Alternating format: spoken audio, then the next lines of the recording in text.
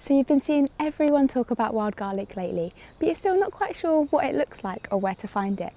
Well, by the end of this video, you'll not only be able to safely and confidently forage for your own wild garlic, but you'll also learn how to properly prepare, preserve and store it, as well as learn a few tasty recipes too. Wild garlic is one of the easiest and most rewarding plants to forage in early spring. It's easy to identify, it grows in abundance, and every part of the plant is edible, from the leaves to the flowers to the buds and even the bulbs. It is a brilliant one to start with if you're new to foraging, and even if you're more experienced. It's one of those ingredients that you keep on coming back to year after year. So it's not too often that you actually get to see what wild garlic looks like beneath the ground in foraging identification videos. And that is because under the Schedule 9 Countryside and Wildlife Act, it is illegal to uproot any plants or bulbs. But luckily this wild garlic is growing in my garden. It's been happily spreading for the past 8 years, and we're going to dig up some today so I can show you up close what it looks like. Right, so we've got a lovely little patch down here, and I chose this patch because it is a little bit further away from where the ducks hang out, and even though you can still see some little nibbled leaves, I've got a couple of full leaves here that I can show you the proper identification. So we will dig this one up and carefully replant it back when we're finished. So what I'm actually going to do is just dig up this whole clump, show you the clump, and then I'm just going to replant it. This is what a clump of wild garlic looks like. And you can see these long roots, which are actually delicious as well. You can pan fry these, make crispy roots, and they are really, really nice.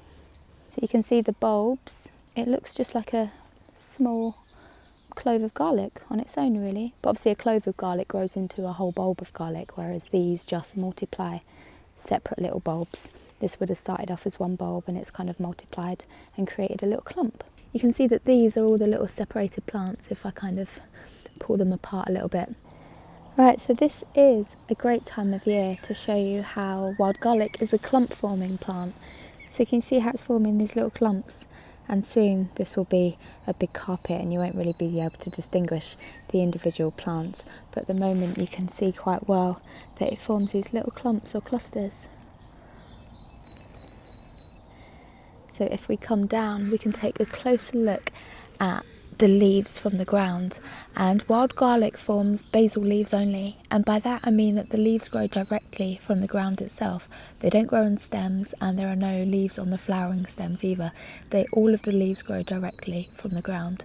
When we take a closer look at the individual leaves, you will be able to see that they are quite broad and lanceolate or spear shaped, and they have this central midrib. And if you look closely, very, very faint parallel veins that run down the length of the leaf. And you can also see here as well that the leaf actually tapers itself onto the stem. It doesn't stop in a little abrupt curve or anything. It actually tapers quite gradually and quite nicely down into the stem.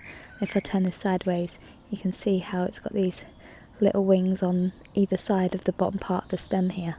This is a good indicating feature that you've got a wild garlic leaf. The upper surface is bright green and glossy, and if I turn it over, it's a lot more matte and a paler green, and these parallel veins are a little bit more apparent. This midrib as well becomes a little bit paler along the back, but you can see in some of my wild garlic leaves here that the ducks have been munching on them when they're young, so many of mine are quite blunt leaved at the moment, but a proper wild garlic leaf has a lovely spear shaped tip to the end of the leaf. Wild garlic also tends to have this lovely natural curve to the leaf, so you can just hold it on your side and see that it's got this lovely bend to it. So these are the flower buds. At this time of year, the buds start to form as well, and you can see these are quite short at the moment, very low growing, and they're slender and spear shaped. Throughout the month these will start to fatten up and grow taller and reach the top of the plants here. Just notice this little bud here has pierced through a stick. Can you see that? I'm going to see if I can find a slightly fatter and taller bud and I can actually show you what they look like. So down here some of the buds are a little bit longer, and I might be able to show you a little bit better how they look. So this is still quite short, they can get very long, but you can see how the buds sort of sit atop these long narrow stems, and when they open it makes the flowers sort of dance in the breeze, and a cross section will reveal a sort of off triangular, almost diamond shape cross section. So these can contain up to 20 individual star-shaped white flowers with 6 pointed white petals, and each flower contains 6 stamens with white anthers and white pollen. And that's a good identifying feature because many flowers contain a creamy white pollen, but wild garlic has got a white pollen. All parts of this plant smell like garlic or onion when crushed, and it's the main identifying feature, so you really do need to use your nose when you're trying to find wild garlic.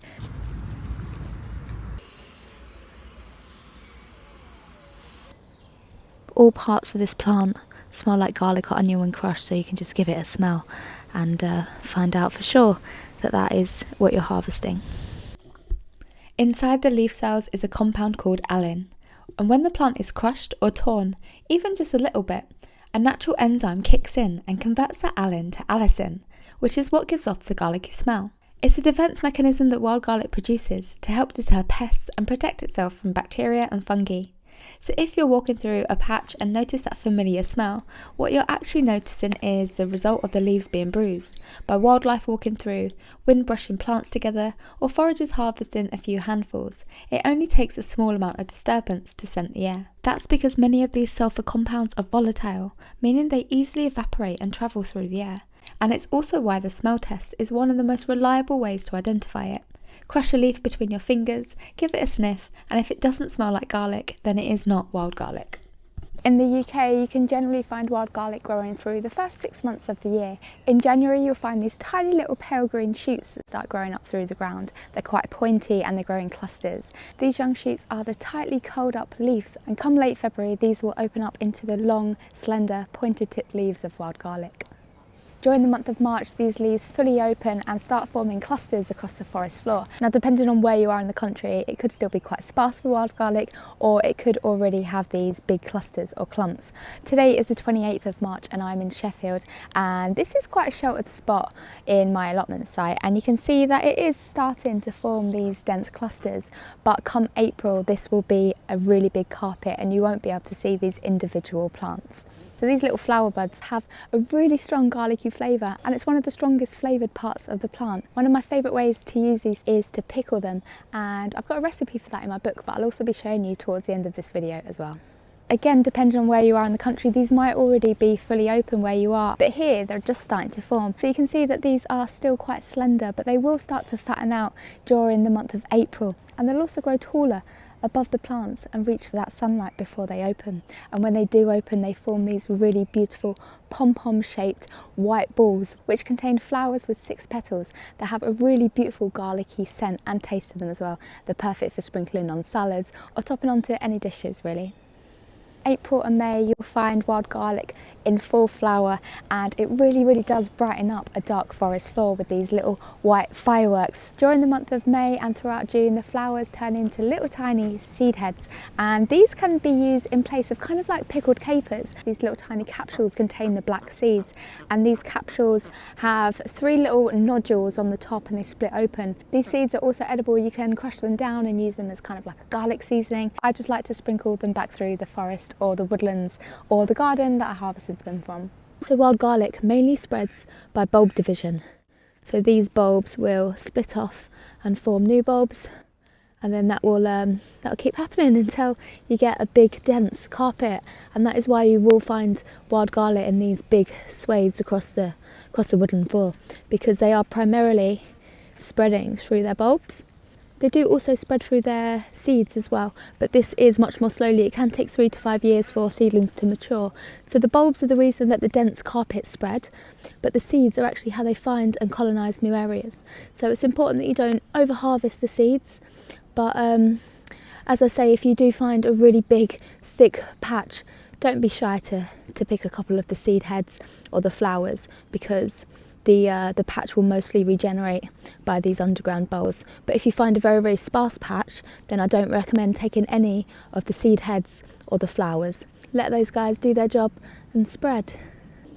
Wild garlic absolutely thrives in damp, shaded woodlands, and you can often find it on the edges of riverbanks or streams. But you can also find wild garlic along hedgerows and in damp, shaded corners of public parks and gardens as well.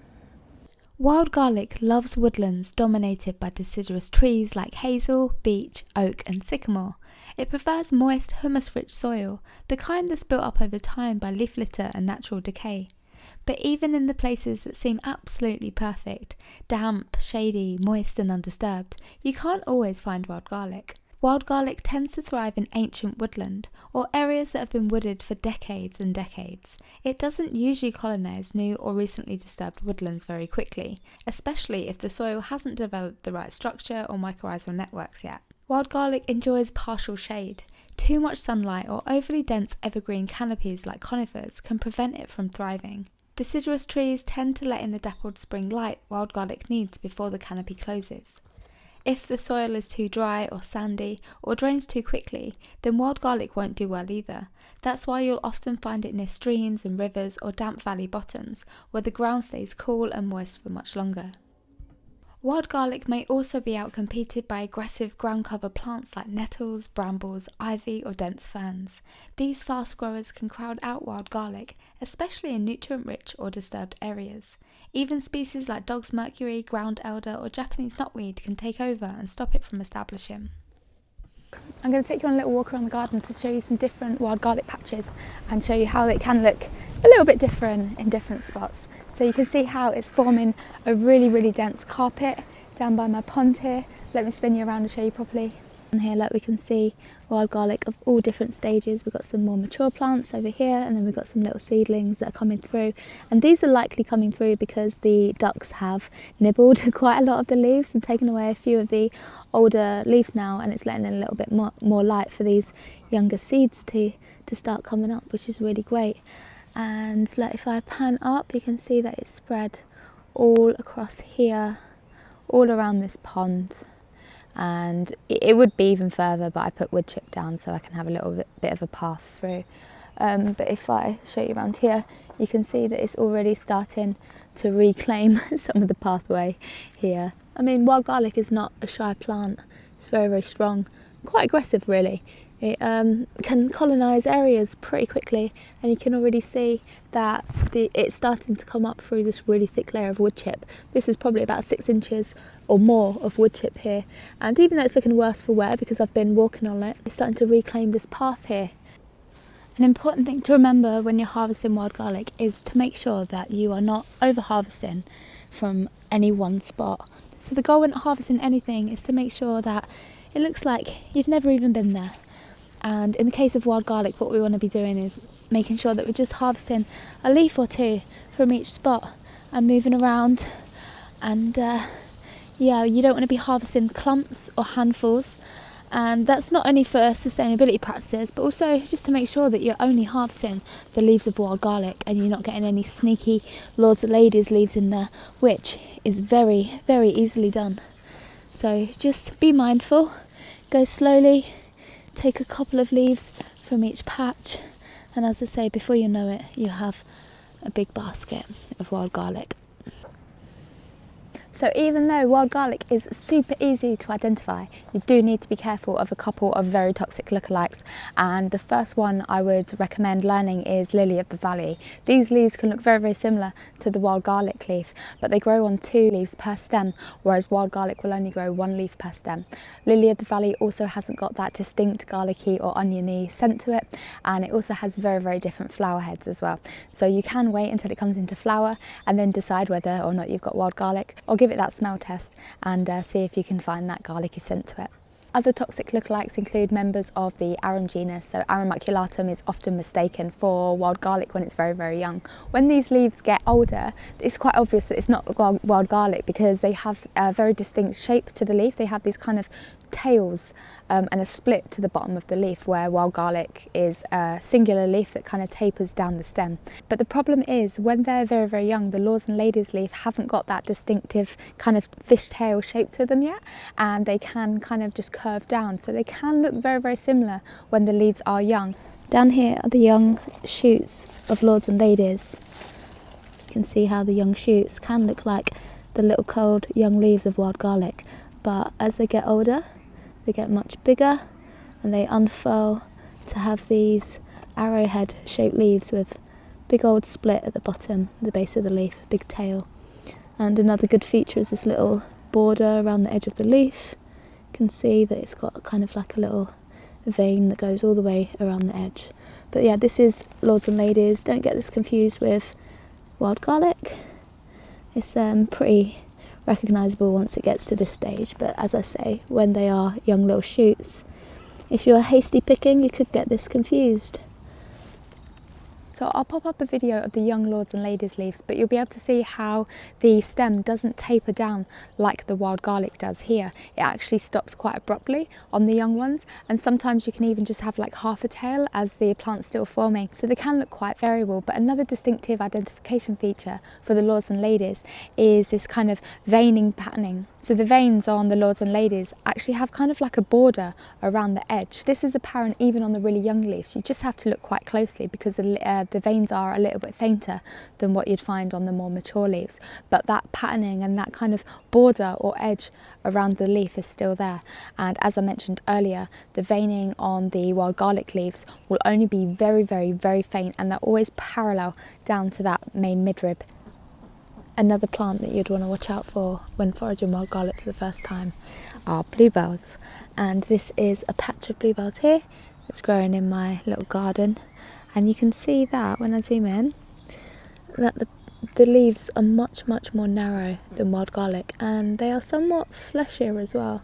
And if I was to break one open, turn it around, you can see that kind of V shape in the leaf here.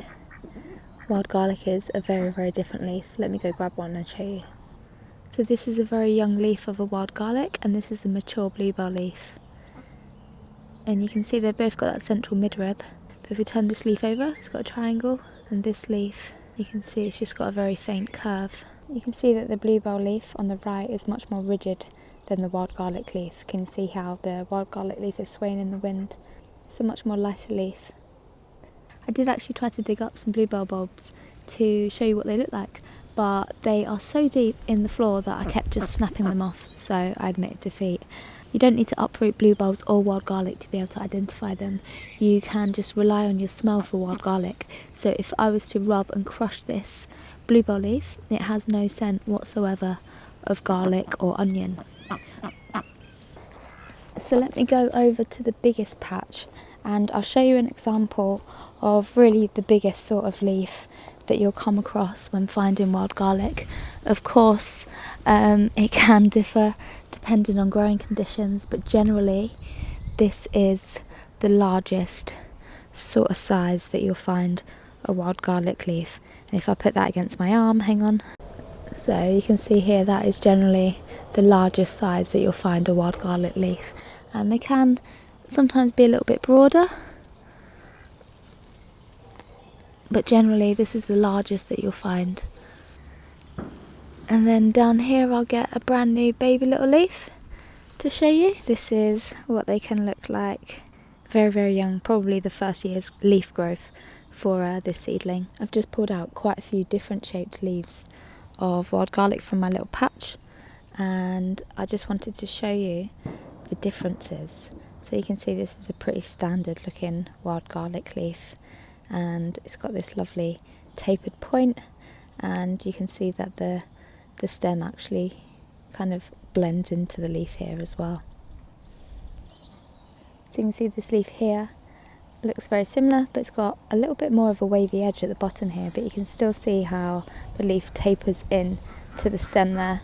It's still got that central midrib and these faint parallel lines that run down the length of the stem. And again, this one has a lot more damage from my ducks, and this is generally what a wild garlic plant can look like if it's had a bit of a stressful start to its life. And you can see how it's been nibbled on the top, and it's also had a little bit of nibbles along the side here, and you can see how it's a little bit more twisted and slightly deformed than the regular perfect leaf here. This one I picked because it's quite narrow. It's quite a narrow leaf compared to this one here.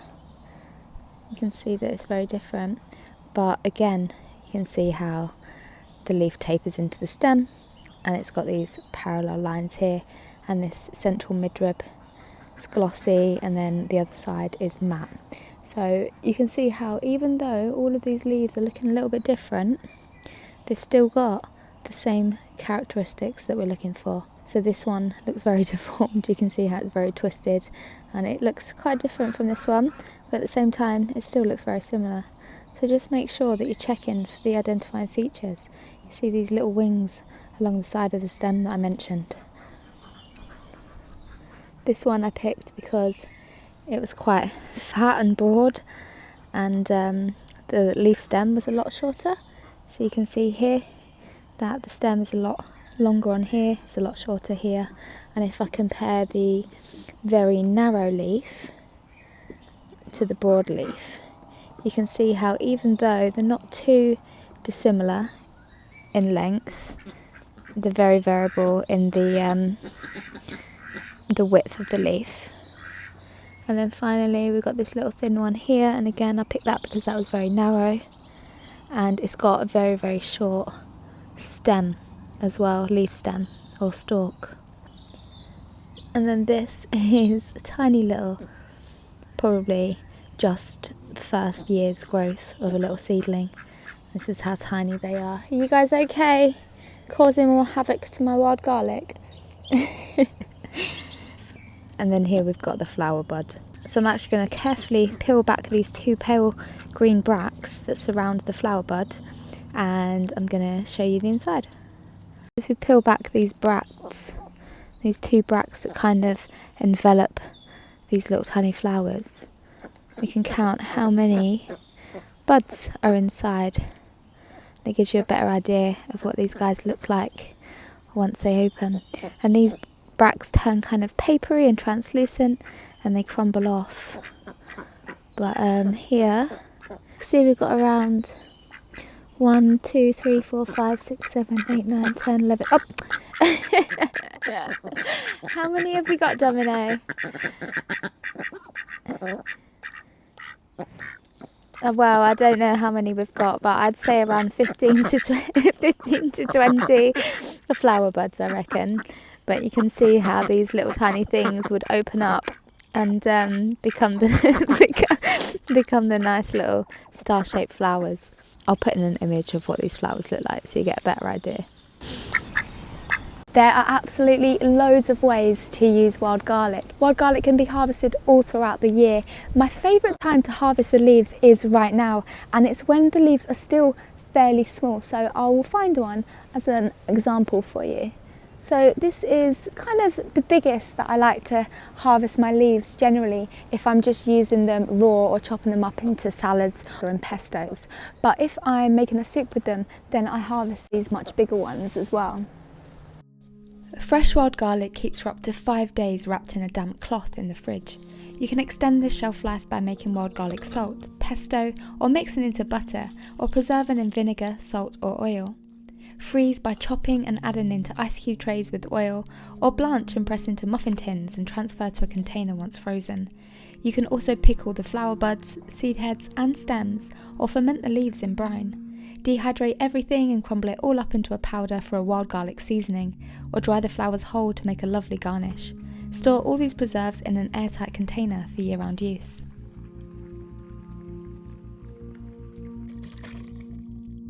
Wild garlic is rich in antioxidants, which help to neutralise free radicals, those unstable molecules that can cause damage to our cells over time. By reducing oxidative stress, wild garlic may help to lower the risk of long-term issues like heart disease, arthritis, and even some cancers. Like cultivated garlic, wild garlic also helps to lower blood pressure and reduce cholesterol, which in turn may also help to reduce the risk of strokes and hardening of the arteries. Wild garlic has strong antimicrobial effects, with allicin being the main player. It works against bacteria, fungi, and even some viruses. Fresh, raw wild garlic seems to offer the strongest benefits, helping the body to fend off minor infections and imbalances. Because of these antibacterial effects, wild garlic may also help to calm the digestive system. Traditionally, it's been used to ease bloating, cramping, constipation, and general gut irritation. It's a simple way to gently support your microbiome. Wild garlic has a warming and clearing quality that's said to help open the airways, particularly when eaten fresh in early spring or infused into a tonic or tea. In this way, wild garlic can help to ease coughs and mild respiratory symptoms. Because it supports the immune system so well and helps to protect against microbial infections, wild garlic can be used as a food-based way to reduce the duration or severity of colds and flu. It also contains vitamin C and lots of other minerals that may give a gentle boost if you're feeling run down. Wild garlic is an awesome natural source of several important minerals that play a role in cardiovascular health, especially when the leaves are young and freshly picked. Potassium helps to regulate blood pressure by balancing sodium levels in the body. It relaxes blood vessel walls, making it easier for the heart to pump blood. Magnesium supports blood flow by relaxing blood vessels and helping to stabilise heart rhythm. Iron supports oxygen transport in the blood, which is essential for energy levels and heart function. Calcium plays a role in the contraction and dilation of blood vessels, keeping circulation steady and healthy. Alongside all of these minerals, wild garlic also contains allicin, which is responsible for that garlicky scent. It's a natural sulfur compound known to help reduce cholesterol and support healthy blood pressure levels. Like many other alliums, wild garlic helps to prevent blood clot formation, reducing the risk of heart attack and strokes. The antiseptic qualities of wild garlic means that its crushed leaves were once used to apply to wounds, cuts and infections to help speed up healing. Infusions and poultices were also used to soothe irritated skin for eczema and psoriasis relief. Wild garlic can help with detoxification and the removal of heavy metals. Wild garlic helps bind and remove heavy metals like lead and mercury from the body, whilst also supporting kidney health by acting as a mild diuretic, promoting kidney function and reducing water retention. The Latin name for wild garlic is Allium ursinum. Ursus is Latin for bear, and according to legend, it was the first plant that bears went looking for after waking from hibernation. It gave them strength and helped to cleanse their bodies after a long winter. That connection to strength gave rise to one of its folk names, bear's garlic, or bear's leek. In some traditions, it was believed that eating wild garlic could give you the strength of a bear. Wild garlic was also seen as a powerful protector, hung above doorways, carried in pouches, or planted around the home to ward off witches, evil spirits, and even mischievous fairies. Some farmers would rub cattle with the leaves or feed them small amounts to protect the herd from curses or disease. However, in some regions, wandering too far into a patch of wild garlic was said to risk entering the realm of the fairies. If you fell asleep there, you might wake up confused, or even change somewhat, as if the fairies had borrowed you for a little while. Wild garlic was also a ritual plant, burned or scattered to cleanse a space, tucked beneath pillows to ward off illness, or woven into springtime garlands during Beltane and May Day festivals to promote fertility, health and renewal. Some even said that wearing a crown of wild garlic in the woods could let you speak the language of the trees. Like its close cousin, the cultivated garlic, wild garlic was believed to protect against plagues. During the Black Death, people carried small pouches of it around their necks to purify the air and keep disease at bay. Wild garlic was also used in love spells, particularly for truth and clarity, and sometimes woven into wreaths for newlyweds to ensure an honest and loyal marriage. I absolutely love to make a wild garlic confit with the garlic bulbs by slow roasting them in an oil or duck fat, and it creates a really mellow, beautiful garlic kind of paste that you can spread on absolutely anything. It is really delicious, but again, you can only do that if you have your own patch of wild garlic, or if you do have the landowner's permission to dig them up. So I do recommend growing your own wild garlic if you do have kind of a dark shady patch in your garden that is a little bit moist, it doesn't dry out. It will be absolutely perfect. Wild garlic can actually tolerate full sun as well, as long as it isn't in any kind of environment that will dry out. You can buy wild garlic bulbs online if you'd like your wild garlic for the following year, or you could harvest your seed heads this season, plant them in your garden, and in a few years you'll have your own little colony of wild garlic. I do hope that this video has helped you feel a little bit more confident and inspired to explore the wild food around you. If this is your first time foraging for wild garlic, and if there are any other ways that you love to use wild garlic, do let me know in the comments. If you'd like to see more videos like this, then don't forget to like and subscribe. I shall see you in another video very, very soon.